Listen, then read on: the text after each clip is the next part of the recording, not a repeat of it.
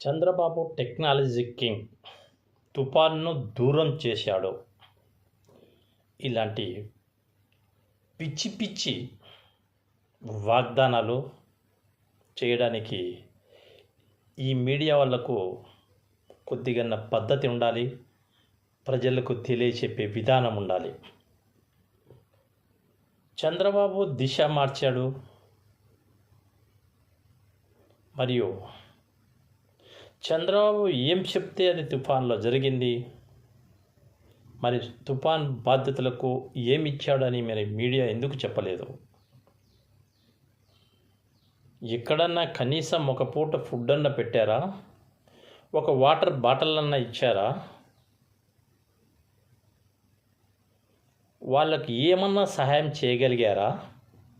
ఇలాంటివి ఈ మీడియా సోదరులు ఎందుకు చెప్పడం లేదని నేను అడుగుతున్నా.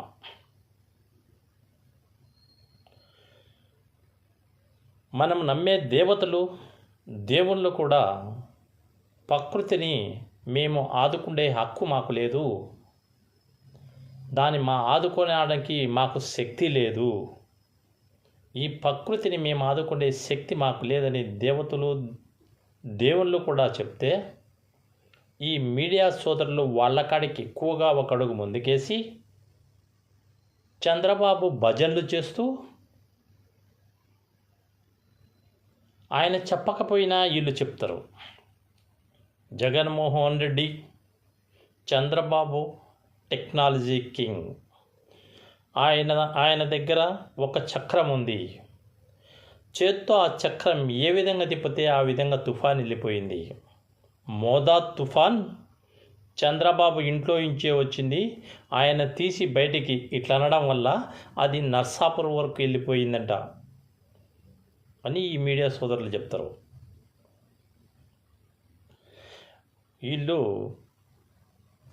జరిగిందాన్ని జరిగినట్లు ఎక్స్ప్లెయిన్ చేసి నాయకులకు ఈ ఏరియాలో ఇంత నష్టం జరిగింది, ఈ ఏరియాలో ఇంత నష్టం జరిగింది, ఈ 14 జిల్లాల్లో మొత్తం ఇన్ని లక్షల కోట్లు, ఇన్ని లక్షల 15 లక్షల ఎకరాలు నష్టపోయారు, 8 మంది చనిపోయారు, తర్వాత వీళ్ళకు ఫుడ్ సౌకర్యాలు లేవు, ఇక్కడ రివర్లు వచ్చి వంతెనలు కొట్టకపోయాయి, వీటి నష్టపరిహారం ఏంది, వాళ్ళని ఫస్ట్ తిండి పెట్టి ఆదుకోండి, తర్వాత వచ్చేసి మిగతా పనులు స్టార్ట్ చేస్తాము అని చెప్పకుండా చంద్రబాబు గురించి చెప్పకూడతారు. వీళ్ళు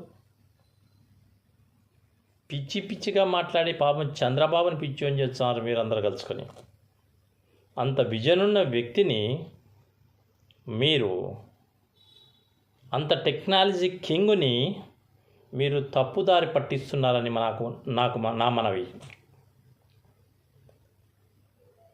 ఈ తుఫాన్లో చంద్రబాబు దిశ మార్చాడని, దేవతలు కూడా ప్రకృతి విధ్వంసాల గురించి చేయగలిగింది ఏమీ లేదని దేవతలు, దేవుళ్ళు చెప్పినా ఈ మీడియా సోదరులు ఏం చెప్తారు? చంద్రబాబు ఆపగలిగాడు, తిప్పగలిగాడు, అరిచేతిలో వైకుంఠం చూపించగలడు అని ప్రజలు నమ్మించాలనుకుంటే ఆంధ్రప్రదేశ్లో ప్రజలు విజన్ ఉన్న వ్యక్తులు వాళ్ళు మీ మాటలకు, మీ చేటాలకు చూసి నవ్వుకుంటున్నారు.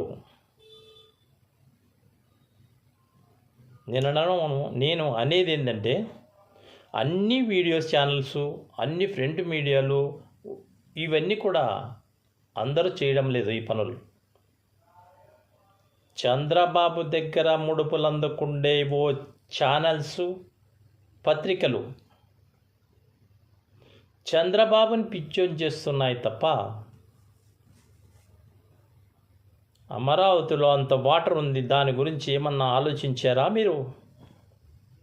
అమరావతిలో ఒక ఇటుకన్నా పెట్టగలిగినడా చంద్రబాబు నాయుడు? దాని గురించి మీరు ఎందుకు అడగరు? ఎన్నో రోడ్లు విధ్వంసమైపోయాయి, వాని గురించి మీరెందుకు నాయకులకు గుర్తు చేయరు? కొన్ని ఏరియాలో భూములే టోటల్ కొట్టకపోయాయి, వాటి గురించి మీరు ఎందుకు మాట్లాడరు? మీడియా మిత్రులకు నేను చేసే మనవి ఏమిటంటే, ప్రజలకు ఏది నష్టం కలుగుతుందో దానిపైన మీరు ఆన్సర్ చేయండి. ప్రజలకు ఏ విధంగా ఆదుకోవాలనో అది మీకు క్వశ్చన్ మార్క్గా మీకు ప్రభుత్వానికి తెలియజెప్పండి. ప్రజల ఆవేశాలతో ఊగిపోతున్నారు, నష్టాలతో కుంగిపోయారు. తుఫానుతో కొట్టకపోయిన నష్టాలను చూసి బాధపడుతున్నారు. చచ్చిపోయిన 8 మంది వ్యక్తులు చనిపోతే వాళ్ళ కుటుంబాలు ఏ స్థితిలో ఉన్నాయి?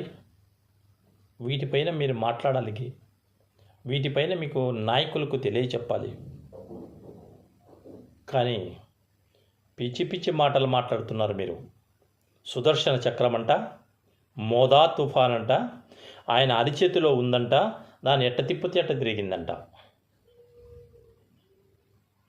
ఎన్ని రోజులు మీరు ఈ విధంగా పొగిడి చంద్రబాబును పాపం టెక్నాలజీ తెలిసిన వ్యక్తిని మీరు ఆంధ్రప్రదేశ్కు దూరం చేయాలనుకుంటున్నారు? తప్పులు చంద్రబాబు అని అనిపిస్తున్నారు. నీతి నిజాయితీగా మాట్లాడతాడు ఆయన, కానీ పక్కన ఉండే వాళ్ళు నీతి నిజాయితీని గురించి ఆలోచించకుండా వాళ్ళు చేసేది ఏంటంటే వాళ్ళు చేసే పనే వాళ్ళు చేస్తారు. చెప్పండి అయ్యా, మీరు ఆంధ్రప్రదేశ్లో బ్రహ్మాండమైనటువంటి కల్తీ లిక్కర్, ఆంధ్రప్రదేశ్లో బ్రహ్మాండమైనటువంటి స్కామ్ కల్తీ లిక్కర్. ఈ కల్తీ లిక్కర్ తాగి 19 మంది చనిపోయారు. వాటిపైన మీరు రాయండి. విజనున్న వ్యక్తులకు మీద టీవీ ఛానల్స్ వాళ్ళు ముడుపులు తీసుకొని వాళ్ళ ఇష్టం వచ్చినట్టు రాయడం మంచిది కాదని నేను మనవి చేసుకుంటున్నాను.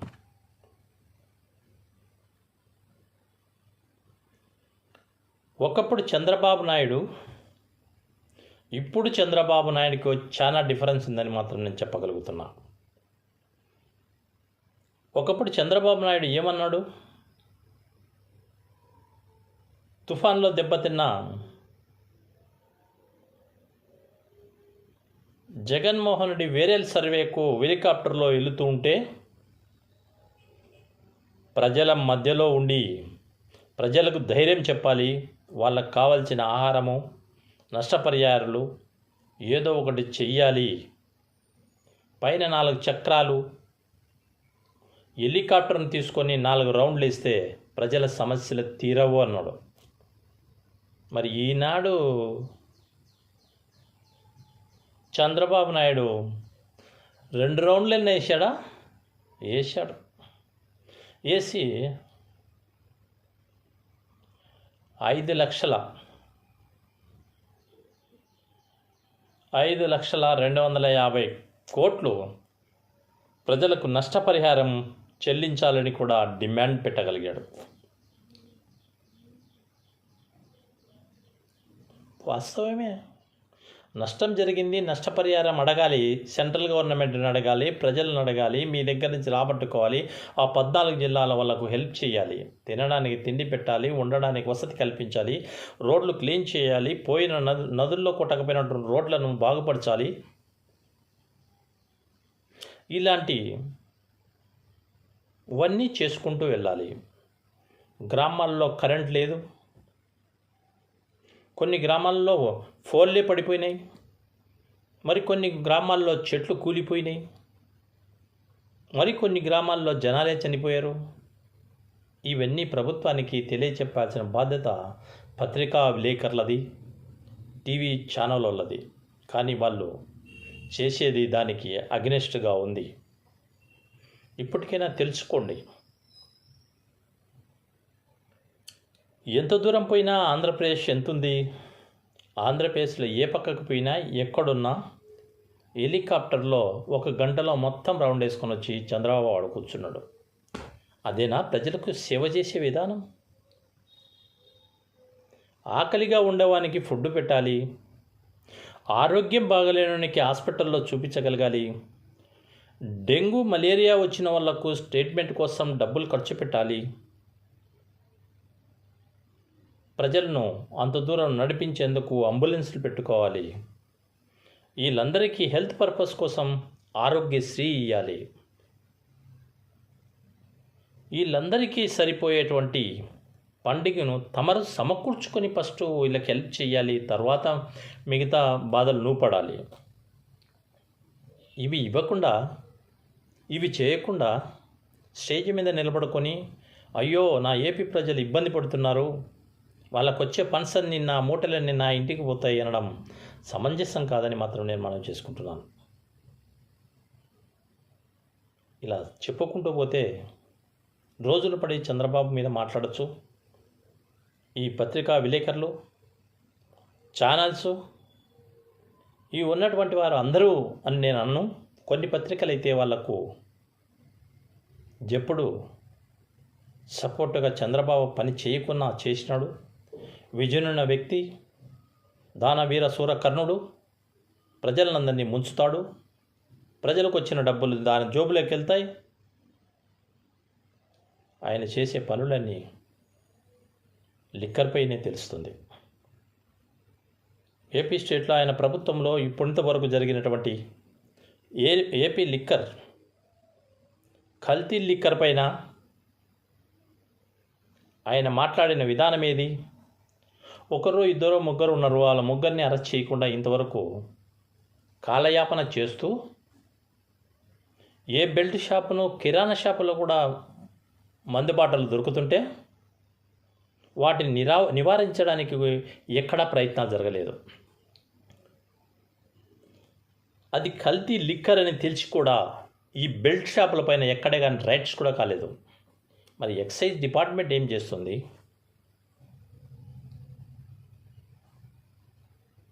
ఈ ఎక్సైజ్ డిపార్ట్మెంట్ ఏం చేస్తుంది? దానికి సంబంధించినటువంటి ఎక్సైజ్ డిపార్ట్మెంట్ మినిస్టర్ ఏం చేస్తున్నాడు? రాష్ట్ర ముఖ్యమంత్రి ఏం చేస్తున్నాడు? బెల్ట్ షాపులు ఏడైనా ఒకటన్నా మీరు తనిఖీ చేయగలిగినారా? ఒక బెల్ట్ షాప్నైనా ఆపగలిగినారా? ఇంత సుదీర్ఘమైన కాలంలో మీరు చేసిన విధానం ఏదంటే ఒక్కరిని అరెస్ట్ చేసి మీ పబ్బం గడుపుకున్నారు. జగన్మోహన్ రెడ్డి టైంలో లిక్కర్ స్కామ్ అని, అది జరగని లిక్కర్ స్కామ్ కూడా జరిగినట్టు చూపించి పాపం ఎందరినో అరెస్ట్ చేశారు. ఈరోజు జరిగినటువంటి లిక్కర్ స్కామ్ కూడా, కల్తీ సారాను కూడా, నారావారి సారాను అందరూ కనుక్కున్న, ప్రజలందరికీ తెలిసినా దీని మీద మీకు ఎలాంటి ఆలోచన లేదు. ఇంకా ఆలోచించండి. అయ్యో పాపం జోగి రమేష్ ఎక్స్ మినిస్టర్ను వీళ్ళు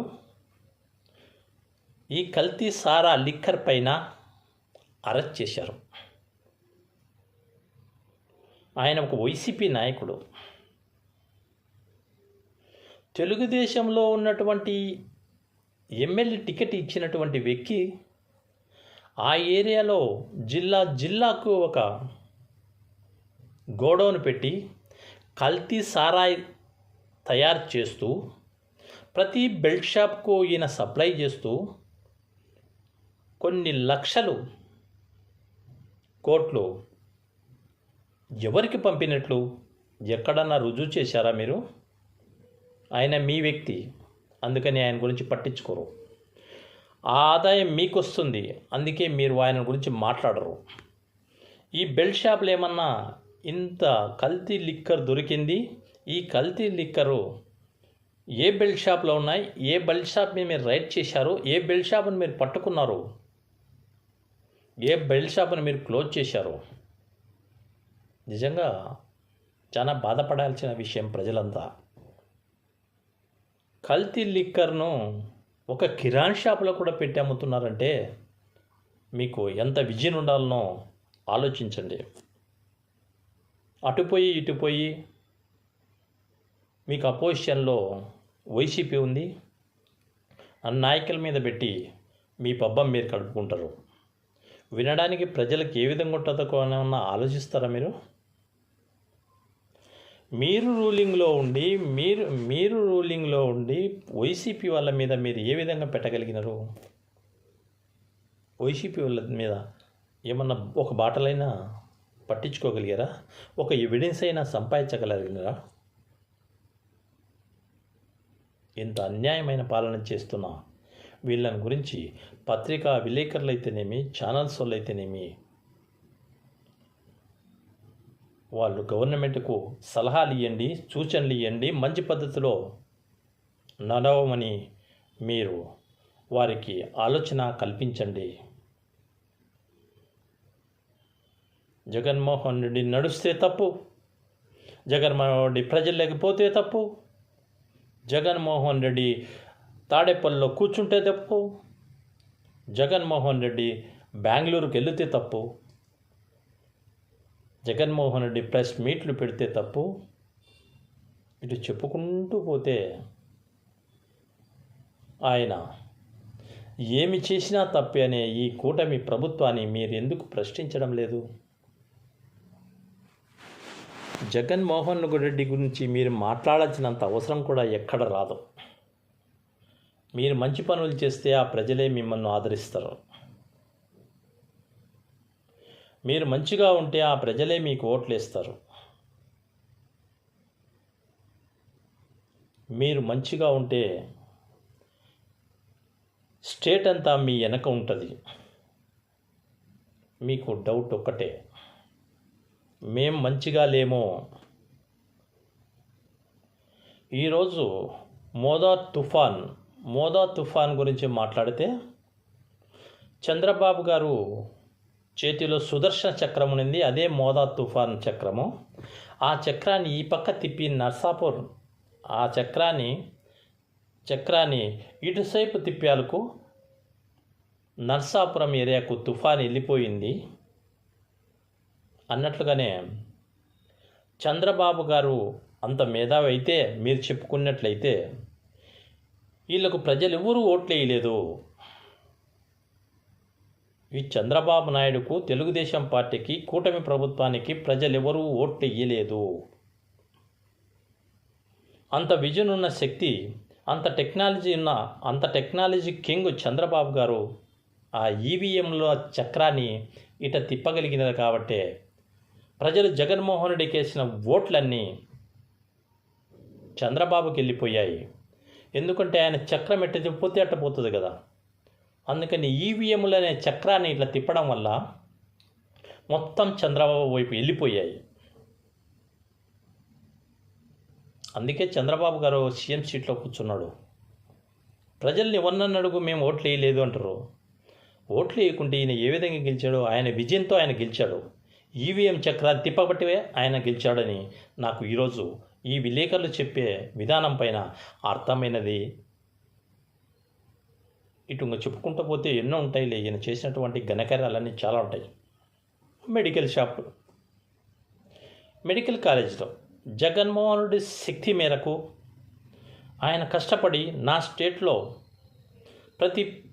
ప్రతి పేదింటి పిల్లలు కూడా డాక్టర్లు కావాలి అనే విజయంతో జగన్మోహన్ రెడ్డి గారు తీసుకొచ్చినటువంటి ఈ ప్రభుత్వ మెడికల్ కాలేజీలు 17ను ప్రైవేట్ పరం చేయాలనే చంద్రబాబు ఆలోచన తప్పు. ఈ తప్పును సరిదిద్దడానికి జగన్మోహన్ రెడ్డి చేసే నిరసనలు అయితేమి, ధర్నాలు అయితేనేమి ఈయన విజన్కు అడ్డం వచ్చాయి. ప్రజలు మోసం చేసే అనే విజన్ ఆయన దగ్గర ఉంది కదా, దానికి అడ్డం వచ్చాయి. దాన్ని డైవర్షన్ చేసేదానికి మళ్ళీ జోగి రమేష్ను వాడుకున్నాడు, జైలుకి పంపించాడు. ప్రతిసారి ఇంతేనా? ఏదైనా జగన్మోహన్ రెడ్డి ఒక తలంపు ప్రజలకు మేలు జరిగే విధానాన్ని బయటికి తీసుకొస్తే వెనకముడి ఒక పెద్ద నాయకుని అరెస్ట్ చేస్తారు. అది చంద్రబాబు గారి టెక్నాలజీ కింగ్. ఆ టెక్నాలజీతో ఆయన ఇన్ని రోజులు ప్రజల ఈవీఎంలతో మోసం చేయగలిగినాడు. ఈ టెక్నాలజీతో ఈయన ప్రతిరోజు ఒకరిని ఏదైనా ఇది జగన్మోహన్ రెడ్డికి మంచి పేరు వస్తుందంటే దాన్ని రాకుండా చేయాలనే ఆలోచనతో ఆయన చేస్తూనే ఉంటాడు. చంద్రబాబు పరిస్థితి ఏంది నీకు తెలుసా? ప్రభుత్వం మెడికల్ కాలేజీలను ప్రైవేట్ పరం చెయ్యాలా? మీ డాడీ గారు సంపాదించిన ఆస్తి అది ప్రైవేట్ పరం చేయడానికి. చిన్న చిన్న స్టేట్లను చూసి నేర్చుకో.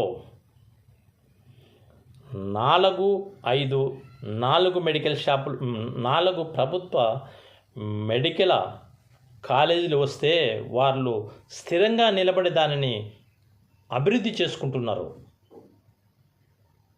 ఇంత పెద్ద స్టేటు 17 మెడికల్ కాలేజీలు తెస్తే వాటికి నీ దగ్గర డబ్బులు లేవు, నేను చేయలేను, ప్రైవేట్ పరం చేస్తా అనడానికి పేద ప్రజలు ఎంత బాధపడతారో మీకు తెలుసా? ఉచిత వైద్యం కోసము మెడికల్ కాలేజీలు 17 ఉంటే ప్రతి జిల్లాలో పేద ప్రజలకు ఉచిత వైద్యం దొరుకుతుంది. అదే నీవు ఈ జిల్లాలలో ప్రైవేట్ పరం ఈ మెడికల్ కాలేజీలు చేస్తే ప్రజలకు వైద్యం దొరకదు. పేద ప్రజలకు, నీలాంటి డబ్బులుండ ప్రజలకు ఎక్కడికైనా ఏమైనా జరుగుతుంది, కానీ పేదల గురించి ఇక్కడ ఆలోచించాలి నాయకుడైన వాడు. ఎంత పెద్ద టెక్నాలజీని నేను కనిపెట్టినానంటావు? మా ఇంట్లో ఉన్న టార్చ్ లైట్ను, సెల్ ఫోన్ను, టీవీలను మరియు పైన కనపడే టెక్నాలజీని, శాటిలైట్ను, ఇంట్లో వెలిగే బల్బును కూడా ఈదులో స్విచ్ చేసి ఒక బల్బు నేస్తే ఆ బల్బు కూడా నాకు తెలుస్తుంది, నాకు ఆ టెక్నాలజీ ఉందన్న వ్యక్తివి ఈరోజు నీవు ప్రభుత్వ మెడికల్ కాలేజీల గురించి మీకు తెలియదా?